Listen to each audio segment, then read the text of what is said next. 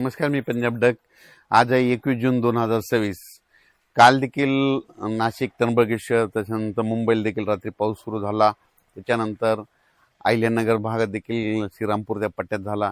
पण राज्यात आज 21 जूनला मात्र आज मात्र बऱ्याच भागामध्ये जवळपास सुरुवात होणार आहे. आज सर्व दूर महाराष्ट्रात सगळीकडे नाही पडणार, फक्त आज सुरुवात आहे. आता उद्यापासून 22 जून पासून मात्र सर्व दूर पाऊस व्हायला सुरुवात होणार आहे. म्हणून हा अंदाज सर्व शेतकऱ्यांना लक्षात यायचा. मग 22 जून पासून तर डायरेक्ट 2 जुलैपर्यंत, 22 जून ते 2 जुलैपर्यंत राज्यात सर्वत्र सगळीकडेच पाऊस पडणार आहे. म्हणून हा अंदाज लक्षात यायचा. आज फक्त राज्यामध्ये ठिकठिकाणी सुरुवात होईल. हा आजचा पाऊस म्हणजे सगळीकडे पडणार नाही, आज फक्त नुसती सुरुवात आहे. पण उद्या 22 तारखेपासून राज्यात सगळीकडे पाऊस पसरायला सुरुवात होईल. राज्यात सर्व दूर मात्र उद्या रात्रीपर्यंत बऱ्याच भागामध्ये कव्हर करून जाईल. 23ला आणखी संपूर्ण व्यापून टाकेल. राज्यात पेरणीयोग्य पाऊस मध्ये ह्या सुरुवात होणार आहे उद्यापासून. म्हणून ही अंदाज सर्व शेतकऱ्यांना लक्षात यायचा. म्हणजे सांगायचं झालं तर आज फक्त निश्चित सुरुवात आहे. आज सुरुवात झाल्या सगळीकडे पडत नसतं. फक्त उद्यापासून मात्र 22 पासून मात्र तर 2 जुलैपर्यंत मात्र राज्यात सगळीकडे पाऊस पडणार आहे. म्हणून शेतकऱ्यांना एक सांगू इच्छितो की पेरणी करत असताना जमिनीमध्ये ईदभर ओल गेली तरच पेरणीचा निर्णय घ्यावा. म्हणून हे देखील सर्व शेतकऱ्यांनी लक्षात घ्यायचं. काल देखील पाऊस म्हणजे त्र्यंबकेश्वर, नाशिक त्या पट्ट्यामध्ये पाऊस झाला.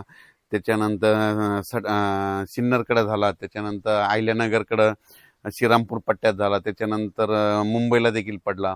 कोकणात देखील बऱ्याच ठिकाणी चालू होता. त्याच्यानंतर बीड जिल्ह्यात तुरळक काही ठिकाणी पडला. इकडं नांदेडकडं, धर्माबादच्या पलीकडे तेलंगणाकडे पडला. म्हणजे गडचिरोली त्या पट्ट्यात देखील थोडाफार झाला.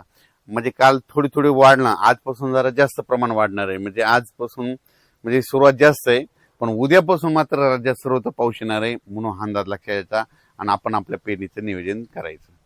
आणि राज्यातल्या सर्व शेतकऱ्याला सांगू इच्छितो की म्हणजे आता म्हणजे 21 जून ते 2 जुलैच्या दरम्यान राज्यात सगळीकडे पाऊस पडणार आहे आणि सगळ्या शेतकऱ्याची पेरणी सुरू होईल. पण परत शेतकऱ्यासाठी एक आनंदाची बातमी. हे जे म्हणत होते ना दुष्काळ, तर तुम्हाला सांगतो 2 जुलै राज्यात, जुलै महिन्यात 2 जुलै ते 20 जुलैच्या दरम्यान राज्यात अतिवृष्टी होणार आहे. म्हणजे ठिकठिकाणी अतिवृष्टी होईल आणि बऱ्याच म्हणजे जवळपास मग ती काय होईल, मुंबईकडे अतिवृष्टी होईल, नाशिककडे होईल, पुण्याकडे होईल, इकडे उत्तर महाराष्ट्राकडे होईल. मग त्याच्यामुळे काय होईल, जे छोटे छोटे तळे आहेत त्याच्यामध्ये मात्र जुलै महिन्यात मात्र पाणी येणार आहे. म्हणून हा अंदाज लक्षायचा. जायकवाडी देखील, जायकवाडीचे जे लाभ क्षेत्राचे उत्सव आले ते सुद्धा आनंदाची बातमी. जुलै महिन्यात काय होणार आहे, नाशिक, उत्तर महाराष्ट्राकडे जोरदार मुसळधार अतिवृष्टी होणार आहे.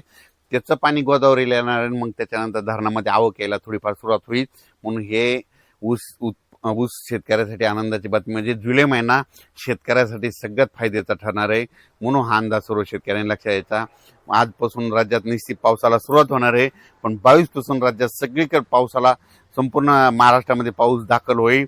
23ला सगळ्या जवळपास बऱ्याच भागात दाखल झालेला असेल. 24ला सगळीकडे पडलेला असेल.